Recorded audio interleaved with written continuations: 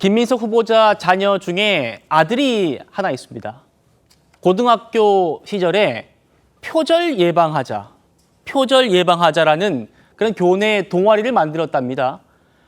그 김 후보자 아들이 만든 동아리가 표절에 대해서 지금 보시는 것처럼 의무 교육을 하는 걸로 입법화, 법으로 만들겠다라는 게 목표입니다 라면서 법안 초안까지 썼답니다.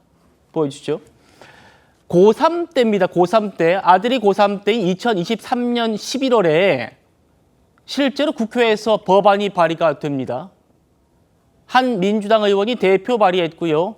아버지인 김민석 의원도 이 법안의 공동 발의자로 이름을 올렸답니다. 먼저 김기웅 대변인님, 아들이 우리 동아리의 목표는 입법이 목표입니다. 이렇게 했는데 그 법을 아버지가 발의를 해줬다. 어떻게 보십니까? 그러니까 그 아들 김민석 후보자와 친한 개인적으로 친하다고 합니다. 고3 때였는데 그분이랑 친한 민주당의 의원이 법안을 발의했고요. 아버지가 공동 발의를 하게 된 거죠. 저는 이 사안을 좀 보면서 저도 고등학교를 둔 아빠로서 좀 아이들한테 좀 미안한데요. 저는 그런 능력이 안 돼가지고 충분히 요즘 숫이 되게 중요하지 않습니까? 네. 스펙을 쌓는 데 있어서 동아리 활동을 했는데 그게 실제 대한민국의 국회에서 입법이 됐다. 이거는 엄청난 일 아닙니까?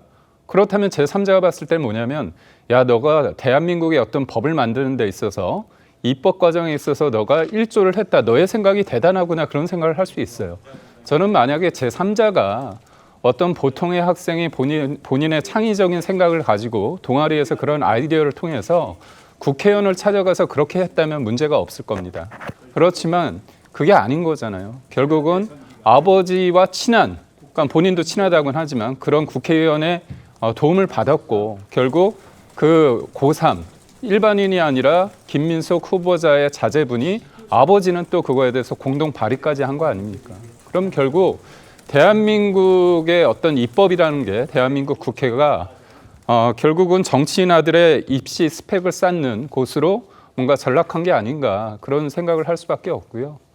입시라는 거 그리고 아들을 위해서 다 부모들은 최선을 다하려고 합니다. 그리고 정시가 아니라 수시기 때문에 별게 다 있거든요. 그래서 부모님 입장에서는 뭔가 도와주고 싶은 게 있겠지만 공과서는 분명히 구별해야 된다고 보고 있고 예. 저는 그 법안의 내용을 봤을 때 이게 표절을 방지하는 거 아닙니까? 표절이 뭡니까? 훔치는 거잖아요. 누군가의 글이나 그런 아이디어를. 그런데 결국은 이런 과정을 통해서 누군가의 기회를 뺏는 데 역할을 하는 거 아닙니까? 그래서 저는 이 부분에 있어서는 조국 전 대표의 어떤 입시 관련해서 나왔던 것과 별반 다르지 않다. 그리고 특히나 저희가 이제 민주당을 공격할 때 한 사람을 위한 위인 설법이 많다 이렇게 비판하지 않습니까? 예. 그게 이재명 대통령, 당시 이재명 대표를 위한 사법 리스크를 줄이기 위한 방탄 입법이라고 생각을 했는데 알고 보니까 또 다른 사람을 위한 위인 설법이 또 있었구나. 그런 생각을 해서 굉장히 쓸쓸하면서 아이들에게 미안하다는 생각이 다시금 듭니다. 예. 아들이 동아리를 만들고 그 동아리에서 법을 만드는 게 목표입니다라고 했는데 아버지가 그걸 발의해 준 상황. 물론 법안이 통과된 건 아니랍니다. 상임위에서 상정이 안 됐고 자동 폐기가 됐어요. 하지만 그저 아버지와 아들의 관심이 우연히 같았던 건 아닌 것 같아요. 왜냐하면 보시죠. 법안을 봤더니요.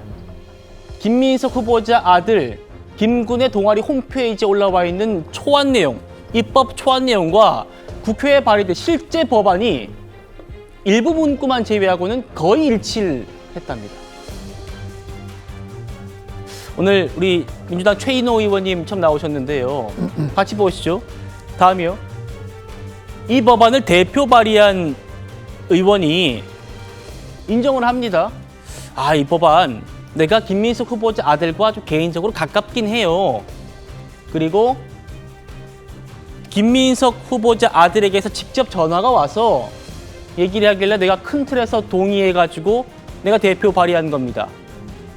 그러니까 우연하게 관심사가 일치했던 게 아니고 실제로 김군이 민주당 의원에게 아버지 친구에게 전화해서 이 법안이 이렇게 해야 됩니다라고 얘기를 했다는 겁니다. 어떻게 말씀 주실까요? 네. 뭐 정확한 발의 계기는 정리해서 곧 밝히겠다니까 좀 기다려 봐야 될 것 같고요. 우선 그 법안의 내용의 공익성을 한번 따져볼 필요가 있다. 공익성. 예. 표절 예방 방지법을 동아리에서 연구해서 그것을 이제 국회에 그 발의까지 했다. 그러면 그 지금도 뭐 사회적 문제가 되지만 저도 21대 국회의원을 하면서 그 당시에 뭐 인사청문회를 하면 하는 대로 또 어떤 공직자의 어떤 논란이 있으면 뭐 거의 뭐 약방의 감초격으로 나온 것이 이제 표절 논란이었습니다. 심지어 뭐 김건희 전 여사도 뭐 이제는 뭐 표절로 판명이 났지만 그 박사 논문 표절까지 해서 사회적으로 아주 뭐 관심사였는데 그것을 고3 학생이 동아리를 만들어서 그것을 예방하고 또 예방하고자 하는 그 중등학교의 교육에 의무화하자. 그 내용 자체는 상당히 공익성이 있는 내용이다. 좋은 얘기죠. 네네. 예. 그리고 고3이면 요즘 투표권도 있지 않습니까? 뭐 그럴 정도로 본인의 어떤 의사라든지 또는 사회적인 견해를 모아서 뭐 국회라든지 시민단체라든지 또는 정부라든지 얼마든지 청원을 할 수 있는 것이거든요. 네. 그래서 그것 자체를 이 문구가 좀 비슷하다고 해서 마치 큰 문제가 있는 것처럼 아빠 찬스를 이용한 것처럼 예. 그렇게 단정적으로 규정 짓고 몰아가는 것은 그 학생이나 또 동아리 같이 했던 학생들의 그 선의나 목적을 좀 폄하하는 거 아니냐. 좀 그런 저는 뭐 그렇게 봐지고요. 예.